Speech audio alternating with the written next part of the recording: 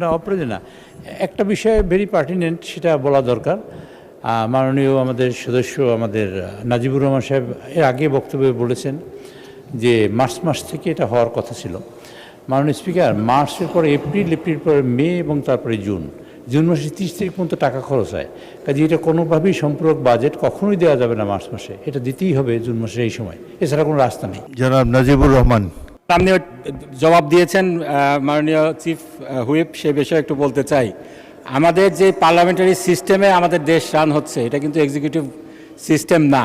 সেখানে উচিত ছিল পার্লামেন্টের অনুমোদন নিয়ে অর্থ ব্যয় করা, সেটা না করে ঘোড়ার আগে গাড়ি জুড়ে দেওয়ার মতো খরচ করে পার্লামেন্টের কাছে আসা হয়েছে অনুমোদন চাওয়ার জন্য। এক্ষেত্রে পার্লামেন্ট রবার স্ট্যাম্প ছাড়া অন্য কোনো ভূমিকা পালন করতে পারছে না। সেই জন্য একটা স্পেসিফিক আইন হয়েছিল, সেই আইনটা সরকারি অর্থ এবং বাজেট ব্যবস্থাপনা আইন 2009। সেখানে 12 নম্বর অনুচ্ছেদে স্পেসিফিক্যালি বলা হয়েছে যথাসম্ভব মার্চ মাসের মধ্যে সম্পূরক বাজেট দিতে হবে। স্পিরিট অফ দ্য ল বলছে আগে সংসদের অনুমোদন নিয়ে তারপরে খরচ করতে হবে। কেন সম্ভব হয়নি সেটার কিন্তু কোনো ব্যাখ্যা সম্পূরক বাজেটের কোনো জায়গায় সরকার বলেনি। এক্ষেত্রে আইনের ব্যত্যয় হয়েছে। সেজন্য আমার কথা হলো, আইনের যেই ফাঁক ফোকরটা আছে এটা বন্ধ করার জন্য যথাসম্ভব শব্দটাও উঠিয়ে দেওয়া উচিত। এখান থেকে আমরা একটা বেসরকারি বিল আনবো।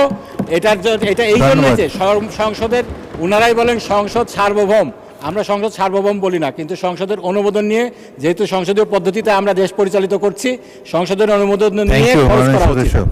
আমার তো এই ছাঁটাই প্রস্তাবটা শেষ করতে হবে, এটা আপনি আগেও একবার বলেছেন।